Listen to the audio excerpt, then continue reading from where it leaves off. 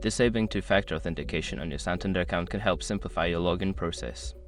Follow these steps to turn off this security feature. Step 1. Log into your account.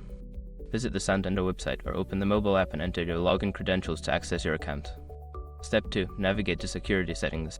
Once logged in, locate the Account Settings or Security Settings section. This is usually found in the main menu or under your profile options. Step 3. Find two-factor authentication. In the Security Settings, look for the option labeled Two-factor Authentication or 2FA. Click on this option to proceed. Step 4. Disable two-factor authentication.